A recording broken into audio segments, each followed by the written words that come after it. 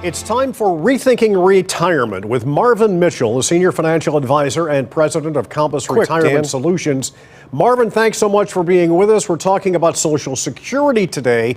What we need to know, what should people consider before they start withdrawing Social Security funds? There's so many considerations, Dan. Not to add complexity to your life, but you have to think about several things. Are you still working? You have to think about your health. You have to think about if you're married, spousal continuation, because one of those Social Security amounts will go away. You also have to consider your age, because certain benefits actually still exist for people of a certain age that don't exist for others. So I'll give you an example. Let's talk about the working situation. That's a very easy one.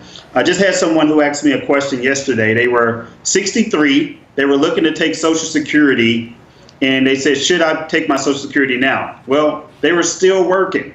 They were earning over $40,000 per year on their job. That was a very simple answer for me. No, you should not take your Social Security yet, because if you make anything over about $18,500, the Social Security Administration will actually penalize you 50% for every dollar above that amount. That's $1 for every $2 that you make above that particular amount. Now, once that person hits full retirement age, which in her case was 66 and 4 months, she could actually make as much money as she wants. Now, if you make a mistake, let's just say you take Social Security early and then you decide to go back to work, you do have 1 year where you can actually return that money in full without getting a penalty. So that's a situation where you shouldn't take the Social Security early. Now, let me give you a totally opposite example. Let's just say the person is 64 and they're waiting to take Social Security because they heard that they should always wait to take Social Security into the age of 70. And they have about $500,000 in their portfolio, and they're taking out $50,000 a year because they're waiting for Social Security.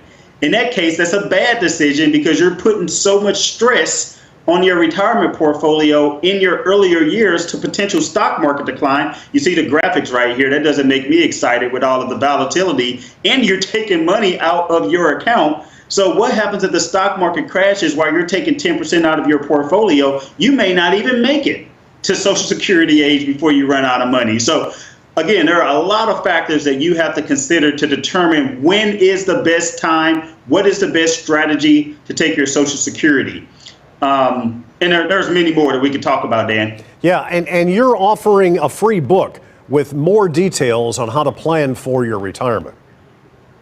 Yeah, absolutely. So we're going to talk about in this book, Retire Early, the 9 Critical Decisions When Retiring Before 65. One of my favorite chapters is the chapter about Social Security, because it's going to give you pros and cons and different instances of when you should and when you shouldn't take your Social Security benefits. It's also going to talk to you about what are some spousal benefits that you may need to consider if you're married. There's a chance that your spouse could take half of your benefits, which could potentially be more than his or her benefits. So request this book, Retire Early, the 9 Critical Decisions When Retiring Before 65. All you have to do is go to fox2now.com/retirement. Again, that's fox2now.com/retirement. I promise you, it was very easy to read. I wrote it myself, extremely easy to read. I don't want to make this complex. I want to make this simple and easy for you to understand, not one of those 500-page confusing analytical books. Very simple and conceptual. So again, fox2now.com/retirement. And I look forward to get that book in your hands for you to read.